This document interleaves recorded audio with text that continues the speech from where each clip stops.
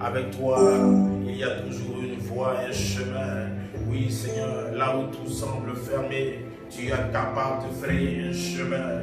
Tu ferais un chemin, tu opères des miracles. Seigneur, dans cette période où l'humanité, Seigneur, est en trouble, où l'humanité est dans la confusion, Seigneur, tu ferais un chemin et tu opères des prodiges, tu opères des miracles, tu fais des grandes choses, Seigneur, au milieu de ton peuple.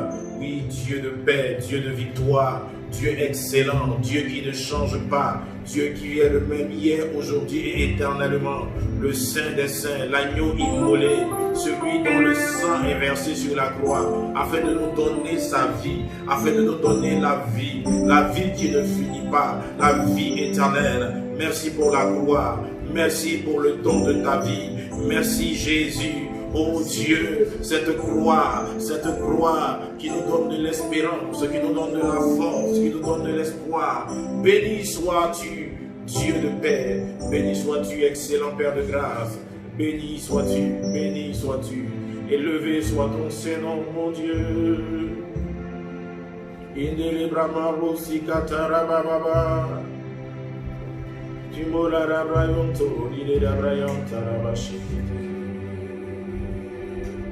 Le mabrosi katara la brayon tara bashike terebros libra tara borori de kikara baba basuda de braide de kintari de bre ruma sharara la bralari de kilibra la sukoro baba mayon tara de braide de brala sutara la braide kete marisa katara boro balala la bashike te baba o mayon sukantara boro balari de suntaya libro maye shekete mama marabro sukata narada suntarabre ire oro barada skili braide mai shimo garani de braide mai sur. À toi la gloire, à toi l'honneur, à toi l'élévation. Vai shekete de rose. Tu fais de grandes choses extraordinaires, des choses qui dépassent l'entendement humain. Tu commences là où les hommes s'arrêtent. Libro si mayantarabrakos. Quand la science a échoué, Seigneur. Quand les laboratoires n'ont pas de solution. Quand la médecine est à genoux, Seigneur. Quand les sages de ce monde, Seigneur, oh Dieu, sont dans la confusion.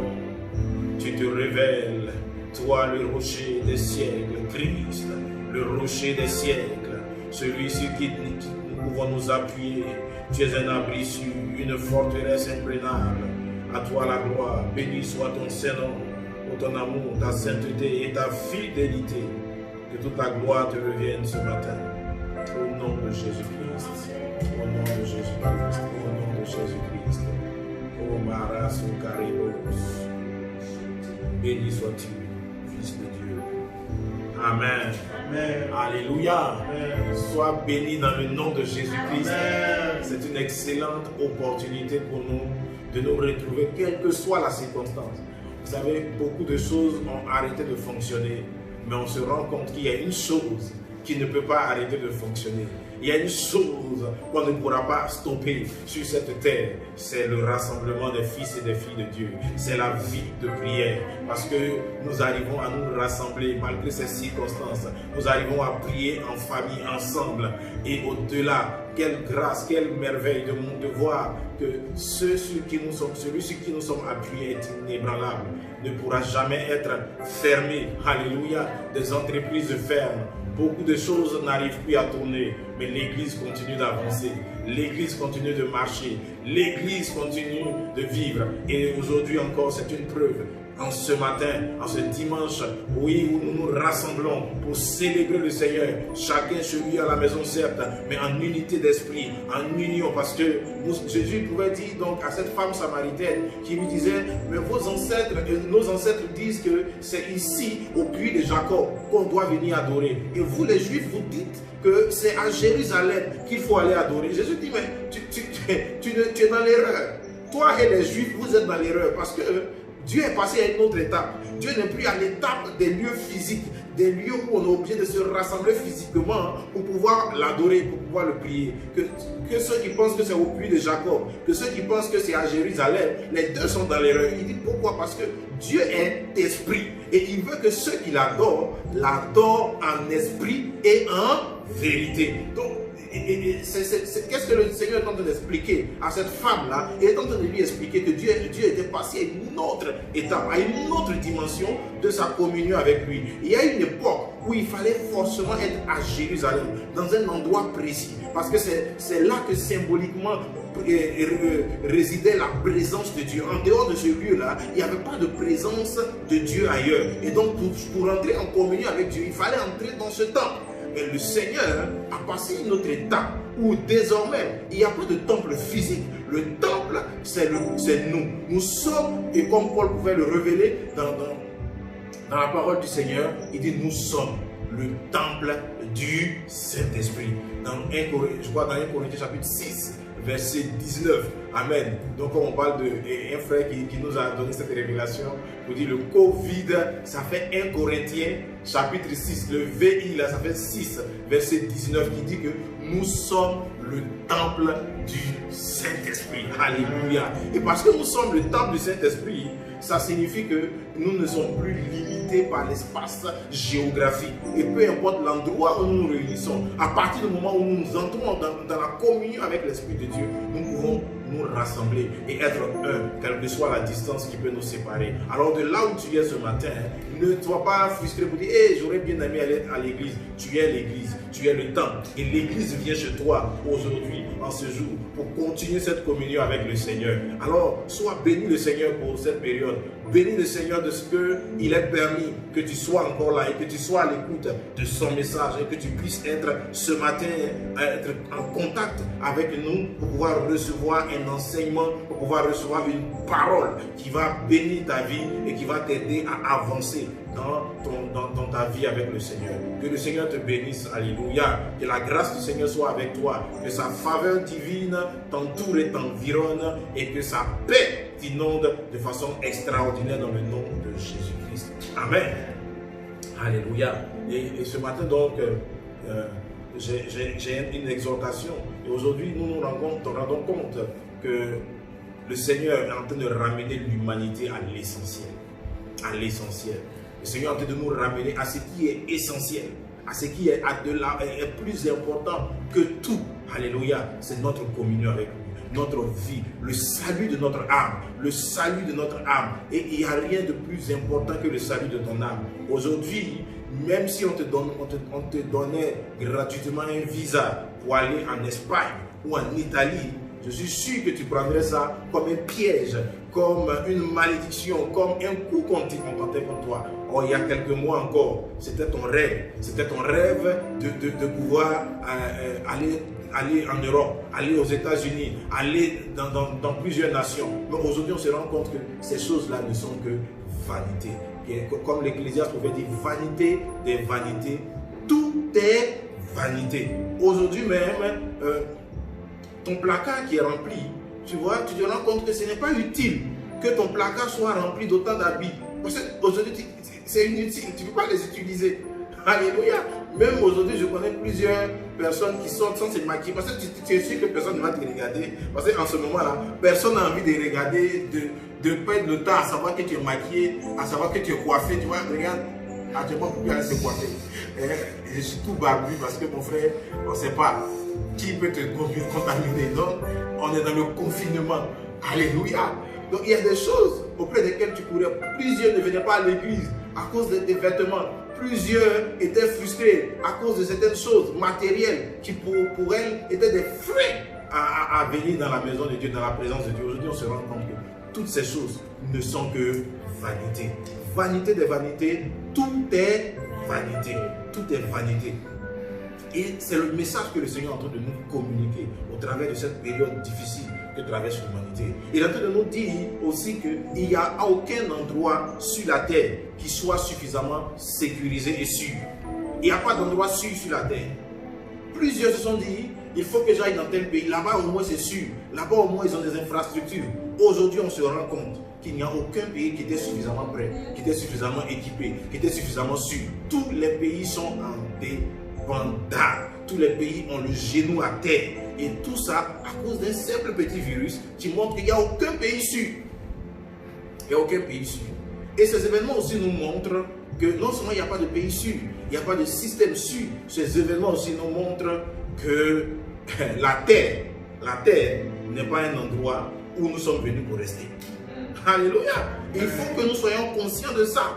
La terre n'est pas un endroit où nous sommes venus pour rester. Et bien aimé, cette pandémie qui est en train de frapper l'humanité, je pense qu'en matière même de dangerosité, elle sera l'une des plus faibles. Elle sera l'une des moindres. Parce que ça va aller de mal en pire. Ça va aller de mal en pire. On a connu des guerres, on a connu des bruits de guerre, des soulèvements, on a eu des épidémies qui ont frappé juste quelques continents, quelques pays. Mais pour la première fois, on est passé à une autre étape. Alors, imagine-toi la prochaine étape.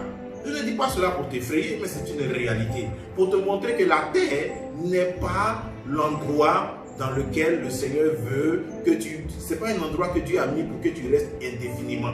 Dieu nous a amenés sur la terre pour un but, pour un objectif bien précis. Et je voudrais que tu le comprennes. Parce que si tu comprends cela, tu sauras comment traverser cette époque, traverser cette période. Parce qu'il ne faut pas juste être là dans l'espoir de vivre. Écoute, le plus important, ce n'est pas de survivre à la pandémie. Le plus important, c'est de savoir comment est-ce que c'est important et en quoi est-ce que c'est important que Dieu te fasse survivre au travers de ce qui se passe. Pas parce que pour te donner une longue vie sur la terre, c'est très bien si Dieu te donne une longue vie sur la terre, mais on se rend compte que l'essentiel n'est pas là. L'essentiel n'est pas la terre. L'essentiel n'est pas de construire une maison. L'essentiel n'est pas d'avoir coûte que coûte du travail, d'avoir coûte que coûte un mariage, un enfant. La Bible même dit d'ailleurs que dans ces périodes, il dit malheur à la femme qui est enceinte et à celle qui allait. Ça veut dire qu'il y a des périodes même où, quand, par exemple dans cette période, une femme enceinte, imagine, les hôpitaux, tout le monde a peur d'aller à l'hôpital, les médecins ont peur de recevoir. N'importe quelle maladie que tu as, tout le monde s'éloigne de toi. Donc imagine, je prie, je regarde quand je vois la condition des femmes enceintes en ce moment. Et quand je pense que plusieurs parmi elles ont peut-être pleuré des années pour avoir cette grossesse. Et aujourd'hui elles sont enceintes, mais franchement, elles ont juste envie de dire, oh Seigneur, si je n'étais pas enceinte, peut-être que je n'aurais pas souffert autant dans cette période. Alors, toutes ces choses-là, le Seigneur veut t'amener à comprendre que l'essentiel est ailleurs. Bien-aimés frères et sœurs, l'essentiel est ailleurs. L'essentiel est ailleurs. Et il faut que nous prenions conscience que l'essentiel est ailleurs. Nous sommes de passage sur la terre. Alléluia. Je voudrais partager avec vous donc un passage merveilleux dans le livre de Hébreux chapitre 11. Alléluia. Dis avec moi, l'essentiel est ailleurs. Alléluia. Hébreux chapitre 11.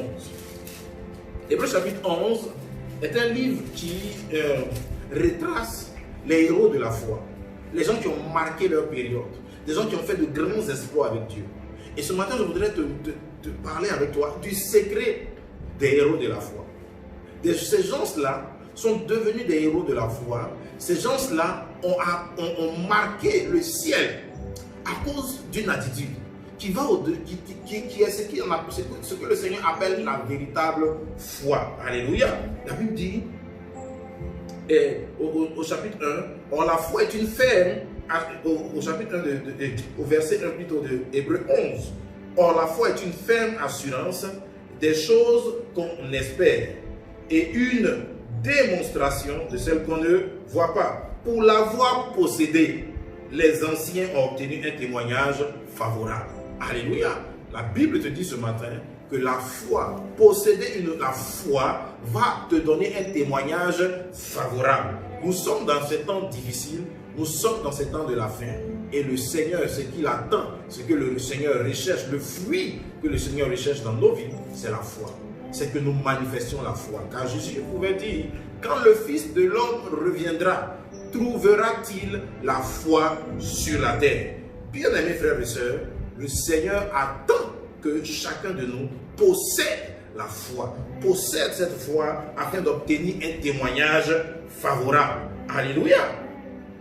Et la Bible dit, c'est par la foi que nous reconnaissons que le monde a été formé par la parole de Dieu, en sorte que ce qu'on voit n'a pas été fait de choses visibles.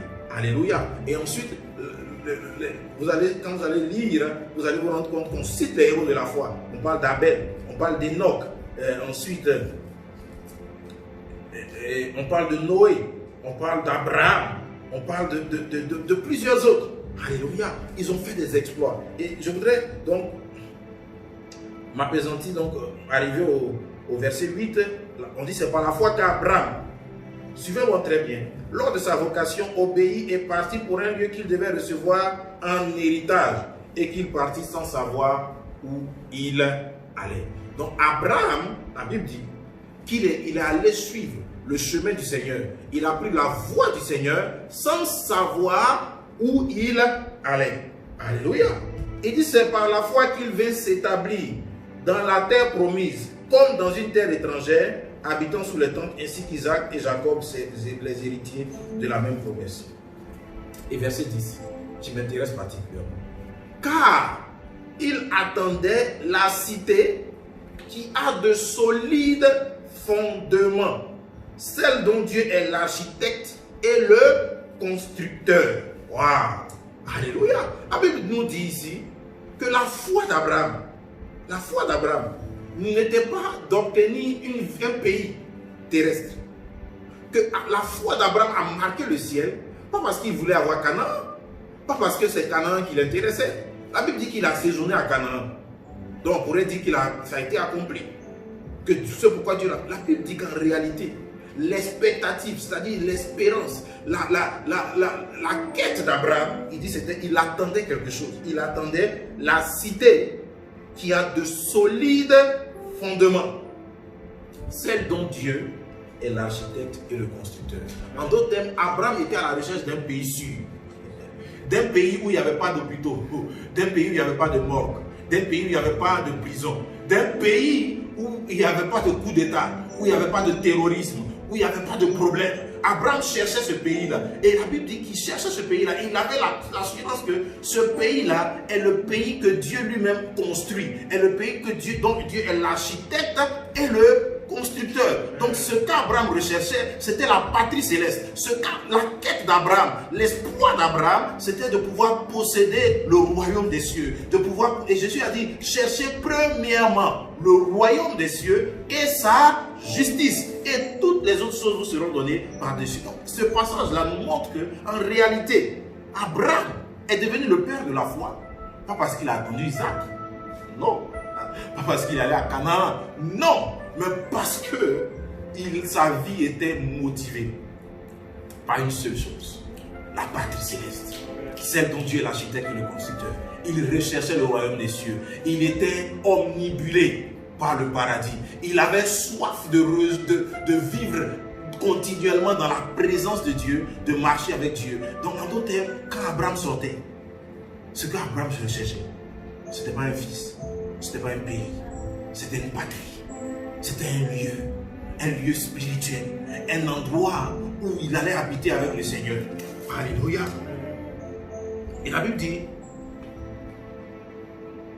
au verset 13, suivez-moi bien, c'est dans la foi, parlant des héros de la foi, qu'ils sont tous morts sans avoir obtenu les choses promises. Mais ils les ont vus et salués de loin, reconnaissant qu'ils étaient étrangers et voyageurs sur la terre. Ceux qui parlent ainsi montrent qu'ils cherchent une patrie. Alléluia. La Bible dit que les héros de la foi, que nous tous nous avons admirés, que nous continuons d'admirer, ils sont morts sans avoir obtenu les choses promises. C'est un peu contradictoire. Pourtant, on nous explique que Abraham a eu Isaac, David a eu des victoires. On parle de Noé, on parle d'Enoch, on parle de certaines personnes qui ont eu des promesses. On dit qu'ils sont morts sans obtenir la chose promise, c'est-à-dire en réalité, leur véritable quête, leur véritable soif n'a pas été étanchée de leur vivant. Et qu'est-ce qu'ils cherchaient? La Bible dit, ceux qui parlent ainsi, ceux dont on parle de cette façon-là, c'est des gens en réalité qui ne cherchaient pas des choses physiques et matérielles, mais ils cherchaient une patrie. Ils cherchaient une patrie. Ils sont morts dans la quête d'une patrie. Leur espérance, ce n'était pas... Il dit, la Bible dit, ils reconnaissent, ils se sont, pour eux, ils étaient des étrangers et des voyageurs sur la terre. Ça veut dire que les histoires de se préoccuper des choses de la terre, de faire en sorte qu'ils sont attristés à cause des choses de la terre, parce que sur la terre, ils vivaient avec des gens, souvent qui ne les comprenaient pas, qui leur faisaient... C'était pas leur problème. Ils disent, mon ami, je suis étranger et voyageur sur la terre. Si tu es de passage, par exemple, dans une ville où tu es allé pour 2 semaines, mon ami, même si quelqu'un t'injurie là-bas, tu sais que après les 2 semaines là, tu ne le verras plus. Donc, quelle histoire? Tu dis, non, ce gars-là, je ne plus jamais. Bon, écoute, après 2 semaines, vous n'allez plus jamais vous voir. Donc, même si tu as insulté, et alors? En fait, il y a des choses dans lesquelles nous perdons le temps parce que nous croyons que nous sommes là pour la terre. Nous sommes venus sur la terre. Or, la Bible dit que les héros de la foi, les vrais héros de la foi, sont des gens qui sont des étrangers, qui se considèrent comme des étrangers, des voyageurs sur la terre, des gens qui cherchent une patrie. Aller habiter avec Dieu. Donc ils ne sont pas là qui sont tristes parce qu'ils n'ont pas de mariage, parce qu'ils n'ont pas de travail. C'est bien de travailler, c'est bien et Dieu va ouvrir encore des portes. Beaucoup vont encore se marier, vont encore avoir des enfants. Beaucoup, la Bible, Abraham a eu un enfant, mais ce n'était pas sa réelle quête. Moi j'ai toujours cru, avant que je ne lise profondément ce passage, que Abraham, tout ce qu'il recherchait là, c'était avoir Isaac. Mais ce passage-là dit non. Il cherchait une cité, il cherchait une patrie, il cherchait le royaume des cieux. C'était ça sa quête. Et c'est pour cela qu'il a fait tant de sacrifices. C'est pour cela qu'il a été prêt à quitter sa patrie. Il a été prêt à quitter ses parents. Il a été prêt à tout abandonner. Parce qu'il recherchait à plaire à Dieu pour pouvoir vivre dans cette patrie céleste. Et la Bible dit, ceux qui parlent ainsi montrent qu'ils cherchent une patrie. Montrent qu'ils cherchent une patrie et ils reconnaissent qu'ils sont étrangers et voyageurs. Ceux qui parlent ici montrent qu'ils cherchent une patrie. S'ils avaient en vue celle d'où ils étaient sortis, ils auraient eu le temps d'y retourner. Mais maintenant, ils en désirent une meilleure. Alléluia. Waouh. C'est-à-dire une céleste. Donc, la Bible dit les héros de la foi, c'est ceux qui cherchent la patrie céleste. C'est ceux qui sont omnibulés par la patrie céleste, par le retour de Jésus-Christ, par le paradis de Dieu. Pour ceux qui vivent en attendant le retour de Christ. Ceux qui vivent en espérant, dans l'espérance de pouvoir vivre ce temps merveilleux, là où il n'y a plus de larmes, là où il n'y a plus de souffrance, là où il n'y aura plus d'hôpitaux, là où il n'y aura plus de corona, il n'y aura plus de sida, il n'y aura plus d'Ebola, il n'y aura plus de fièvre, il n'y aura plus de terrorisme. Cette patrie-là, la Bible dit que c'était ça, c'est la quête de ceux qui sont agréables à Dieu. Ceux qui veulent être agréables à Dieu. Je vous en prie, mes bien-aimés frères et sœurs, que cela soit notre quête, la patrie céleste.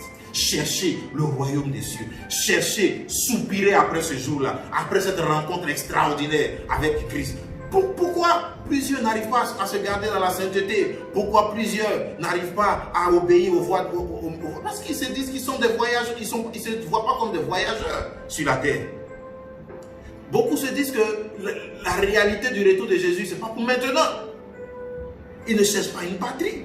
Si tu savais que Jésus viendrait demain, ou ce soir, au même moment où je suis en train de te parler, est-ce que tu es sûr que tu irais à ce rendez-vous impudique, à ce rendez-vous d'adultère, à ce rendez-vous de masturbation, à ce rendez-vous de vol, de cupidité, à ces choses où tu sais qu'ils ne sont pas bien? Mais tu te dis que tu as le temps, tu te dis que bon, écoute, c'est la terre, c'est comme ça. Mais tu ne cherches pas une patrie, tu n'as pas soif du royaume des cieux, tu n'as pas en espérance la quête profonde dans ton cœur de pouvoir vivre dans ce paradis de Dieu, et tu n'es pas conscient que Jésus peut venir d'un moment ou l'autre, et que tu dois comprendre. Jésus dit, quand il va revenir au moment de son retour, il dit des hommes seront en train de boire, ça veut dire qu'ils seront en train de se marier, ça veut dire que d'autres seront en train d'aller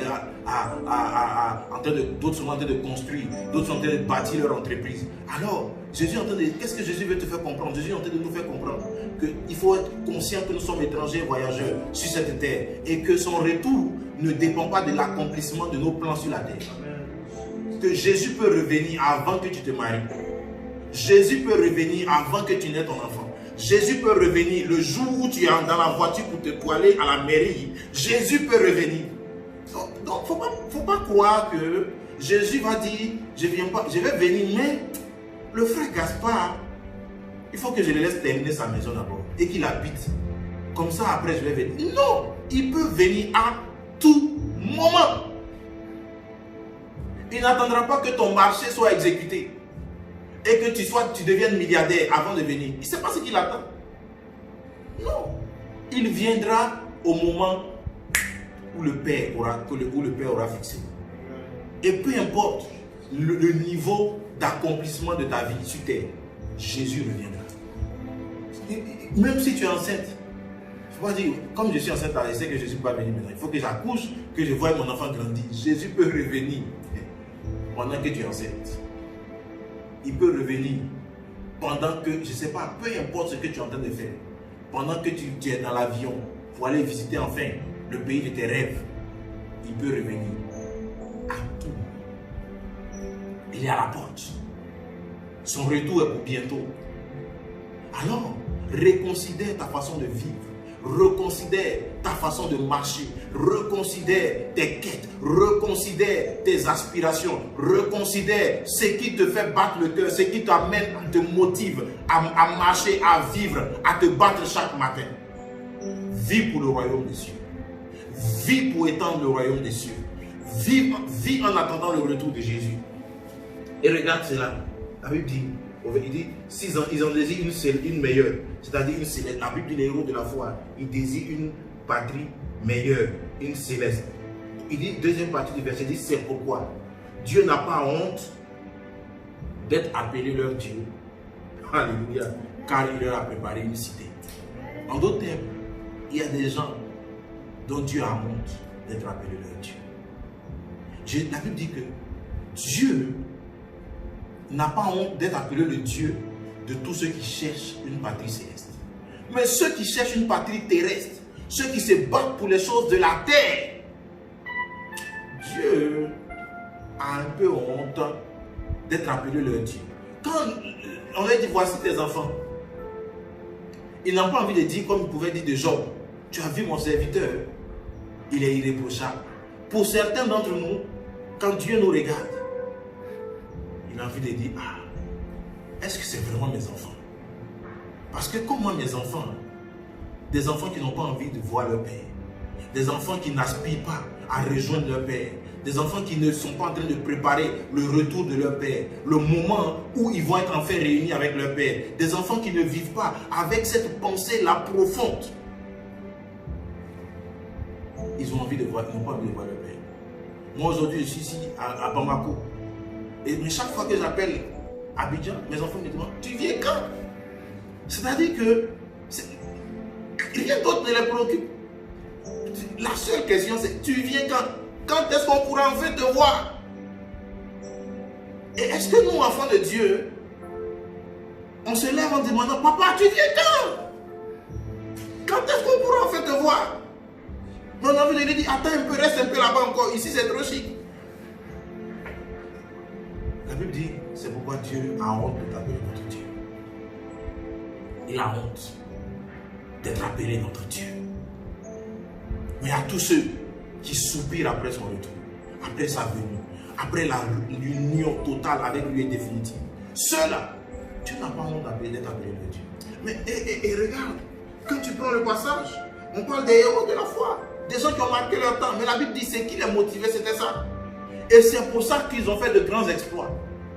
Et tous ceux, nous, dans notre époque, on veut bâtir des choses sur la terre et on fait de très petits exploits. On n'arrive pas à en faire de grands. Parce qu'on n'est pas motivé par l'essentiel. Parce qu'on n'a pas une quête de ce qui est à la plus grande valeur. On est en train de rechercher des choses périssables, des choses vaines, des choses qui vont finir un jour. C'est pour cela que nos exploits sont maigres. C'est pour cela que nos exploits sont petits. Parce que Dieu ne peut pas dire qu'il n'a pas honte d'être appelé notre Dieu. Bien-aimés frères et sœurs, mon message de ce jour est pour nous motiver à avoir la quête, à savoir que nous sommes étrangers et voyageurs sur la terre. Tout ce qui se passe est là pour nous le rappeler. Il est temps de rendre nos vies, il est temps de mettre nos vies en ordre, il est temps de revenir à Dieu de tout notre cœur, de tout notre être, de toutes nos pensées, de toutes nos forces. Comme le roi Josias, dans le livre de 1 roi, je crois chapitre 22 et 23. Ce roi dans la Bible dit, avant lui ni après lui, il n'y a aucun roi qui soit revenu à Dieu de tout son cœur, de toutes ses forces, de toute son âme et de toutes ses pensées. Oui, Dieu attend de nous que nous revenions de tout notre cœur, de toutes nos pensées. Et que nous puissions marcher dans la parole que Jésus a dit, cherchez premièrement le royaume des cieux et sa justice. Et toutes choses vous seront données par-dessus. Et c'est ce qui s'est passé avec ces héros de la foi. Ils cherchaient le royaume des cieux. Mais la Bible dit, je vais vous lire certains. C'est par la foi que Jacob a béni. C'est par la foi que Moïse, à sa naissance, fut caché pendant 3 mois par ses parents parce qu'il vit que l'enfant était beau et qu'il ne craignit pas l'ordre du roi. C'est par la foi que Moïse, devenu grand, refusa d'être appelé fils de la fille de Pharaon, aimant mieux être maltraité avec le peuple de Dieu que d'avoir pour un temps la jouissance du péché.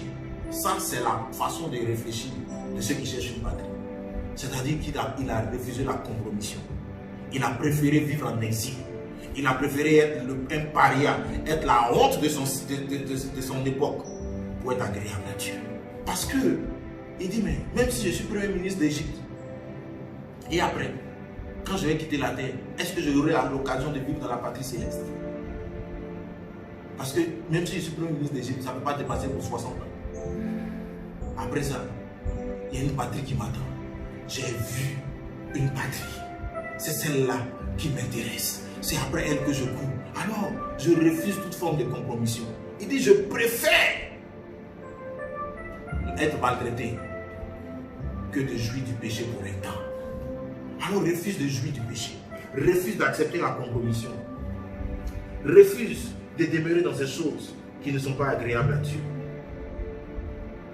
La Bible dit, c'est par la foi. C'est par la foi qu'il quitta l'Égypte sans être effrayé de la colère du roi. Toujours de Moïse qu'on parle. Car il se montra ferme comme voyant celui qui est invisible. C'est par la foi qu'il fit la Pâque et l'aspersion du sang afin que l'exterminateur ne touche pas au premier-né des Israélites. C'est par la foi qu'il traversait la mer Rouge comme un lieu sec, tandis que les Égyptiens qui en firent la tentative furent engloutis. C'est par la foi que les murailles de Jéricho tombèrent, après qu'on en eut fait le tour pendant 7 jours. Des exploits extraordinaires. Mais toutes ces personnes qui faisaient ces exploits-là, la Bible dit leur quête, c'était pas ça. C'était pas tuer, c'était pas avoir la victoire sur Jéricho. La vraie quête de Josué, c'était la patrie céleste. Et comme il était omnibulé par la patrie céleste, les murailles de Jéricho ne pouvaient pas lui résister. Les obstacles de la terre ne pouvaient pas lui résister. Les rois de la terre ne pouvaient pas lui résister. Parce qu'il était omnibulé de retrouver le Père céleste, le roi des rois. Et c'est tout ce qui motivait sa vie. Et à cause de ça, des victoires importantes l'accompagnaient, le précédaient. Il a fait de grands exploits. Alléluia. Et que dirais-je encore, verset 32, car le temps me manquerait de parler de Gédéon. Cet homme-là, avec 300 personnes, a vaincu une armée de plus de 30 000. Oui, parce qu'il cherchait une patrie, la patrie céleste. De Barak, de Samson, de Jephthé, de David, de Samuel et des prophètes, qui par la foi vainquirent des royaumes, exerçaient la justice, obtinrent des promesses, fermèrent la gueule des lions, éteignirent la puissance du feu, échappèrent aux tranchants de l'épée, guéris de leur maladie. Alléluia. Furent vaillants à la guerre, mis en fuite des armées étrangères. Des femmes recouvraient leur mort par la résurrection. D'autres furent livrés au tourment et n'acceptèrent point de délivrance afin d'obtenir une meilleure résurrection. Alléluia. D'autres subirent les moqueries et le fouet, les chaînes et la prison. Ils furent lapidés, sciés, torturés. Ils moururent tués par l'épée. Ils allèrent ça et là, vêtus de peau de brebis et de peau de chèvre, dénués de tout, persécutés, maltraités, et dont le monde n'était pas digne, errant dans les déserts et les montagnes, dans les cavernes et les antres de la terre. Tout cela, à la foi desquels il a été rendu témoignage, n'ont pas obtenu ce qui leur était promis. Alléluia. Dieu ayant en vue quelque chose de meilleur pour nous, afin qu'ils ne parviennent pas sans nous à la perfection. Alléluia. Bien-aimés frères et sœurs, la foi en Jésus-Christ, l'espérance, vivre en attendant son retour, vivre en étant focalisé sur l'essentiel, vivre pour que le royaume des cieux puisse avancer, le royaume des cieux puisse aller de l'avant, gagner des âmes à Jésus-Christ, se souvenir des pauvres, se souvenir des veuves, se souvenir des orphelins, essayer de donner sa vie pour en sauver plusieurs, essayer de se sacrifier. On te parle des personnes ici, la Bible dit ils ont été sciés, ils ont été persécutés, ils ont été brûlés, mais ils ont continué à croire parce qu'ils ne cherchaient pas la terre, ils cherchaient une patrie céleste. Et à cause de ça, tous ceux qui ont cette réflexion-là, Dieu a quelque chose de meilleur en vue. La Bible dit la guérison est possible dans la vie de ceux qui ont cette mentalité, de ceux qui ont la véritable mentalité de la foi, de ceux qui s'attendent au Seigneur, de ceux qui vivent en attendant son retour, de ceux qui mettent leur vie en ordre et qui refusent la compromission pour marcher avec Christ. Bien-aimés frères et sœurs, je ne voudrais pas être long ce matin, mais je voudrais partager avec vous cela, cette pensée du Seigneur, et nous ramener chacun d'entre nous à reconsidérer ses voies, à revenir à l'essentiel, à faire de bons choix. Ce message ne vient pas pour te condamner, mais ce matin, si tu entends la voix du Seigneur, n'endurcis pas ton cœur.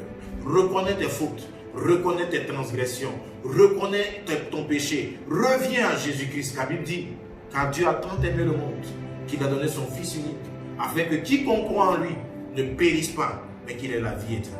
Si tu entends ma voix ce matin, Jésus te tend la main. Il ne te condamne pas. Il est prêt à te donner une seconde chance. Oui, cette épreuve que nous traversons, tous ceux qui vont survivre à cette épreuve, sachez que le Seigneur vous donne une seconde chance. Une seconde chance qu'il ne faudra pas rater, qu'il ne faudra pas gâcher. Il est temps de revenir au Seigneur. Il est temps de se réconcilier avec Dieu. Il est temps de prendre de bonnes décisions.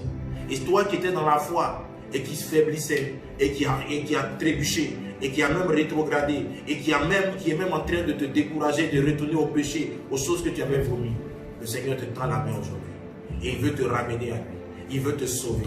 Reviens à lui de tout son cœur, car il dit que si quelqu'un avoue cette transgression, il se repent, avoue cette transgression, il les délaisse, il obtient miséricorde.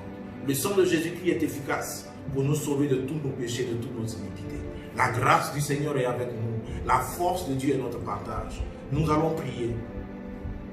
Et si ce matin tu veux donner ta vie à Jésus, pendant que nous serons en train de prier, dis avec moi, Seigneur, j'accepte ce matin de me donner à toi, de revenir à toi de tout mon cœur, d'abandonner ma vie de péché, ma vie de compromission, et je me donne totalement à toi. Lave mes péchés, Purifie ma vie.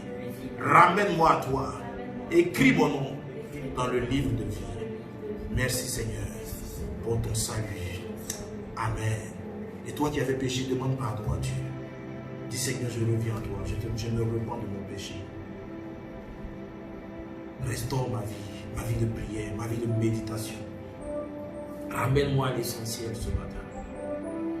Roma katala bros, kalera roma shikalere bros. Imalere broraria katara brolaria sukatara rabre. Lobra kasa kodara rabrala sumala rale braida shikere bros. Laile brala suria rabrala katara brolaria sukari de bre. Laida brolaria sukatara rabroli de kitara rabrala skori de gere brala sto. Labrala sukatara rabrala de kiri brala sukatara rabre. Makatara la brudurida shikatara la brala kura la de bri maïsa katara bri. Merci Jésus. Merci mon Dieu. Gloire à toi Jésus. Amen. Alléluia. Que le Seigneur te bénisse. Que la grâce de Dieu soit avec toi. Amen. Nous allons juste prendre un petit court chant de louange et nous allons passer à la Sainte Seine.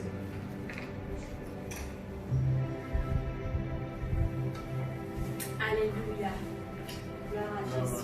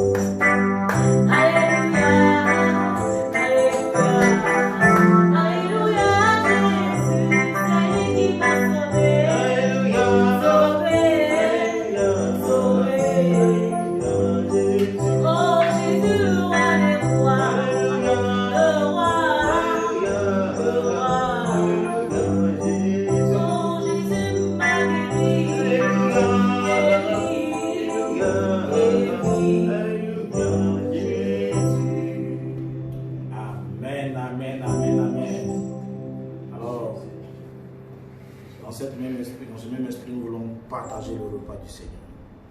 La Bible dit, dans la nuit où Jésus a été livré, il a pris du pain, il a rendu grâce.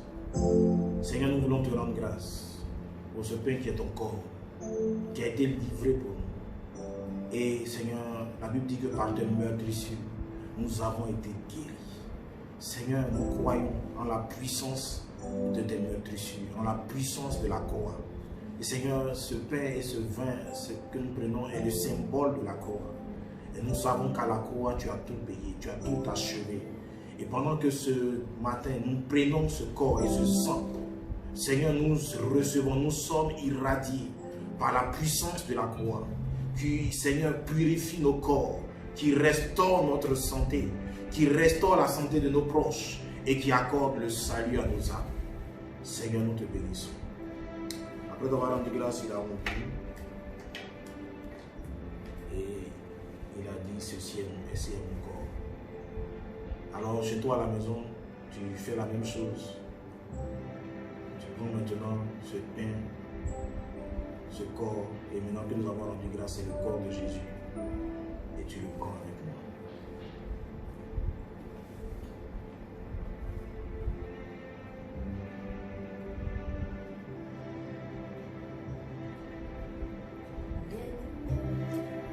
La Bible dit qu'après le souper, le Seigneur a pris cette coupe Il a dit que cette coupe est la coupe de la nouvelle alliance en son sang. Oui, le Seigneur a scellé une alliance nouvelle par laquelle il dit chaque fois que vous buvez cette coupe, vous annoncez ma mort. Et comme Christ est mort, à cause de nous, pour nous, la mort n'a plus de pouvoir sur nous. C'est pour cela que, par le sang de Jésus, nous aurons la victoire sur cette pandémie. Nous triompherons. Merci Jésus pour ta grâce. Ensemble, vivons la coupe du Seigneur. Et le sang Pour moi. Amen, amen, amen. Alors, bon dimanche à toutes et à tous. Pour les offrandes, vous pourrez les faire au travers des numéros qui vont s'afficher, voilà, sur la page Facebook ou sur la page sur YouTube, ou aussi donc au travers de ceux qui sont déjà dans une cellule par les responsables de nos cellules. Vous pourrez apporter vos offrandes dans les numéros qui vont vous communiquer, ou alors mettre dans une enveloppe physiquement pour le leur apporter. Alléluia. Que le Seigneur bénisse votre semaine. Respectons les consignes, les gestes barrières, le lavage régulier des mains, la distance d'un mètre, tout ce que l'OMS, le gouvernement a prescrit. Soyons des modèles et respectons cela. Mais nous savons qu'au-delà de ces gestes, le véritable geste barrière qui nous sauvera, c'est notre foi en Jésus-Christ. C'est le sang de Jésus qui est versé sur la croix. Et c'est dans cela que nous nous appuyons. Et c'est sur cela que nous comptons. Merci Seigneur pour ta grâce. Bénis nos vies, bénis cette semaine qui commence. Qu'elle soit une semaine remplie de victoire. Une semaine de victoire, de bonnes nouvelles. Une semaine, Seigneur, de triomphe. Une semaine de changement. Que l'atmosphère change. Et que, Seigneur, oh Dieu, il y ait un retournement de situation qui nous donne la victoire et qui nous fait nous en sortir dans le nom de Jésus-Christ. Sois béni, Seigneur. Amen. Amen. Amen. Sois béni dans le nom de Jésus.